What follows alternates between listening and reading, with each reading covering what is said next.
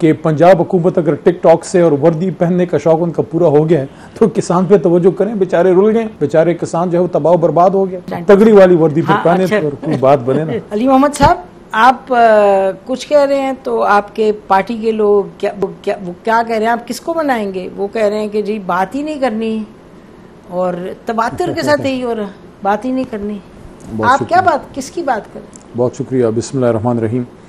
اللہم صلی وسلم وبارک علی سیدنا محمد وعلی آل محمد. گفتگو سیاسی جماعتیں کرتی ہیں, ہم بھی کریں گے, ہمیں بھی کرنی چاہیے, لیکن کانسٹیٹیوشن کے پیرامیٹرز کے اندر حکومت کی طرف سے مذاکرات کی بارہا بات ہوئی. زرداری صاحب نے بھی بات کی, رانا ثناء اللہ صاحب نے بھی بات کی, اور بھی ان کی لیڈرشپ نے بات کی. میں سمجھتا ہوں اگر تو مذاکرات میں وہ سنجیدہ ہیں تو ایک تو وہ ماحول بنائیں, ان کے عمل سے لگے کہ وہ مذاکرات کوئی بعمل مذاکرات چاہتے ہیں. اگر حکومت کا مقصد یہ ہے کہ مذاکرات کے ذریعے معاملات کو طول دیا جائے, عمران خان صاحب کی جو اسیری ہے اس کو بھی طول دیا جائے, یا ہم ان کے مینڈیٹ کو تسلیم کر لیں. ہمارے تو مذاکرات کے لیے دو بنیادی چیزیں ہیں, عمران خان صاحب اور اسیران کی رہائی اور مینڈیٹ کی واپسی. اگر اس پہ کوئی practical parameters, practical road map ہے تو اس پہ بات کر لیتے ہیں. ان کے نکات اٹھا کے عمران خان صاحب کے سامنے رکھ لیں گے کہ حکومت یہ کہتی ہے, باپ کیا کہتے ہیں. جہاں تک اسٹیبلشمنٹ کا تعلق ہے, ایک مسلمہ حقیقت ہے پاکستان کی. حالیہ تاریخ میں ماضی قریب اور ماضی بعید دونوں میں ان کا ایک رول رہا ہے.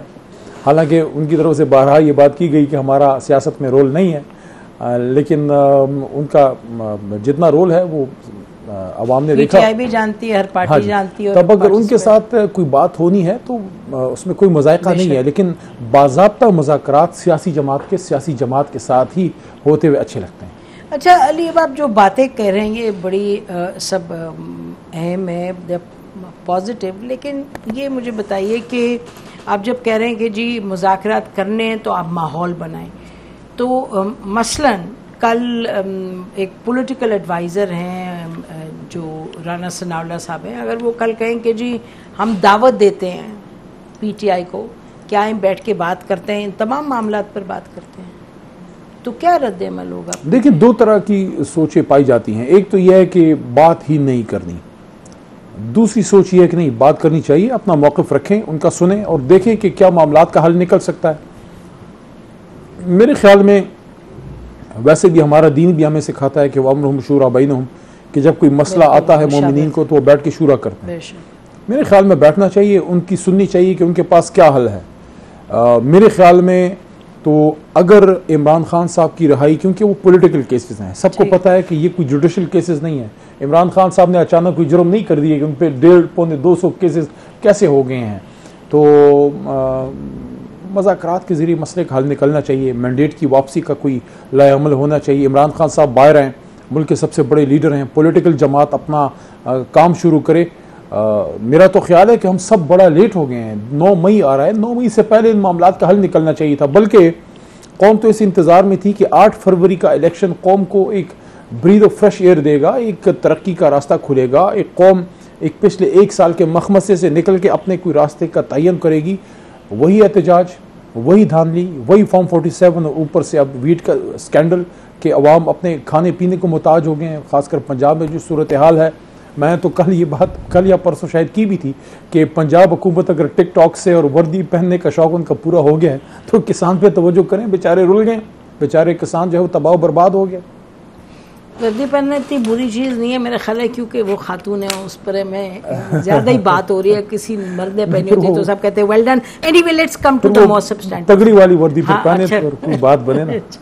اچھا, تو اب یہ بتائیں کہ جو معاملات ہیں, یہ بات چیت کے معاملات, آپ اپنی پارٹی کی تاریخ دیکھ لیں. دیکھیں, جب الیکشن کا رزلٹ آیا ہے اور الیکشن کے رزلٹ دوسرے دن صبح آپ کے ہاں سے علی ظفر صاحب نے کہا, آپ کے ہاں سے اور لوگوں نے کہا, پیپلز پارٹی کے اعتزاز احسن صاحب, ندیم افضل چند, انہوں نے بتایا کہ آپ کے پاس چل کر کے پیپلز پارٹی والے گئے, انہوں نے کہا جی چلیں حکومت بناتے ہیں. یہ تو سب کو معلوم ہے, دس از, اور کوئی یہ ڈینائی نہیں کرتا, اور آپ کی بھی پارٹی کہتی ہے ہاں ہمیں یہ آیا تھا آفر. اچھا, آپ کی پارٹی کے سینئر لوگوں نے مجھے کہا کہ ہمیں تو لگتا ہے ہم سمجھ ہی نہیں رہے کہ ہم گورنمنٹ بھی بن سکتے ہیں, ہم اپوزیشن کے موڈ میں ہیں. تو ایک سوال یہ اٹھتا ہے کہ کیا یہ موقع تھا کچھ کرنے کا. پھر میں تھوڑا سا پیچھے لے جاتی ہوں آپ کو.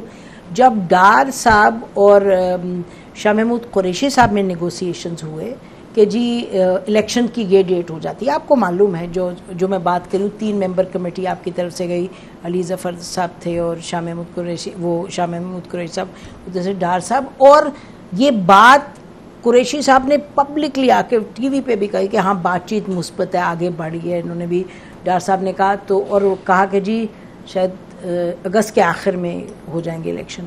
تو اس وقت عمران خان صاحب نے کہا نہیں فوراً کروائیں. میں آپ کو یہ ذرا دہرا رہی ہوں پرانی باتیں اس لیے کیونکہ سیاست میں مواقع تو آتے ہیں. دیکھیں نا, اب جو آپ کی اپروچ ہے علی, یہ بڑی مثبت سوچ ہے, اس لیے نہیں کیونکہ آپ کہہ رہے ہیں جی ہم تھلے لگ گئے ہیں یا ہم ڈر گئے, اس لیے کیونکہ you are seeing great space to move on. لیکن آپ کی پارٹی کے بار بار جو آتی ہے وہ یہی وہاں سے میسج آتا ہے کہ نہیں جی یہ نہیں, ہم نے مینڈیٹ چور سے بات نہیں کرنی.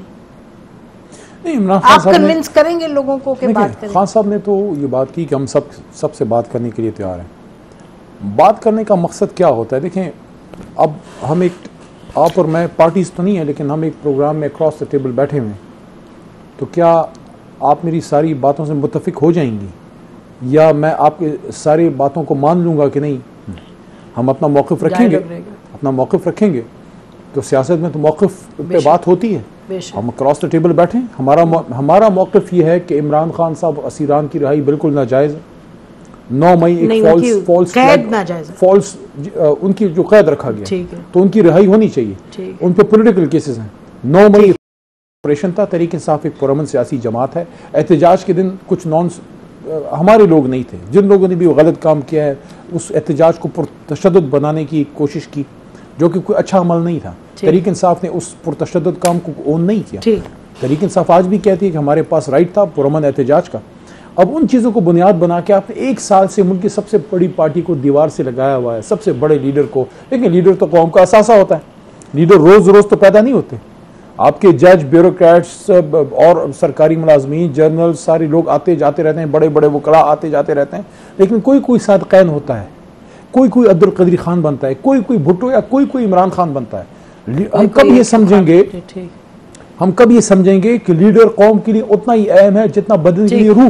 تو آپ نے لیڈر کو اندر ڈال کے کیا عمران خان کا نقصان ہو رہا ہے؟ وہ پاکستان کا ہے. اسی طرح کوئی اور بھی لیڈر ہے. میں ماضی میں جب اپنا مشرف صاحب کے دور میں نواز شریف صاحب کو ہتھکڑی ڈال کے بھیجا گیا, میں نے اس چیز کو کنڈیم کیا ہے کہ وہ بھی غلط تھا. آئین پہ آپ نے کس قانون کے تحت آپ نے ایک منتخب وزیر اعظم کو اس طرح آپ نے کیا؟ اور کوئی اس کا فائدہ تو ہوتا نہیں جو تو اب اگر عمران خان صاحب کے ساتھ یہ ہو رہا ہے, دیکھیں قوم نے آ کے آپ کو اپنا فیصلہ سنا دیا, بالکل سنا دیا. اگر آپ مجھے اجازت دیں, چیف جسٹس صاحب کی ایک ذمہ داری بنتی ہے, اور میں نے سپریم کورٹ کے باہر پریس ٹاک کرتے ہوئے چیف جسٹس صاحب سے ڈیمانڈ کی ہے, اور مختلف پروگرامز میں بھی کر رہا ہوں, کہ آپ نے آرڈر کیا کہ پتھر پہ لکیر ہے 8 فروری کا الیکشن, تو آپ نے تو حکم دے دیا کہ الیکشن ہو جائے, اور وہ ہوا, لیکن پتھر کی لکیر کے اوپر انہوں نے فارم 47 کی لیپائی کر دی اوپر. یہ پھر آپ نہیں بولے کیا صرف آزاد شفاف الیکشن ہونا ضروری ہے؟ الیکشن ہونا ضروری ہے, اس کا آزاد شفاف ہونا بھی ضروری ہے. اگر آزاد شفاف ہونا ضروری ہے تو وہ تو نہیں ہوا.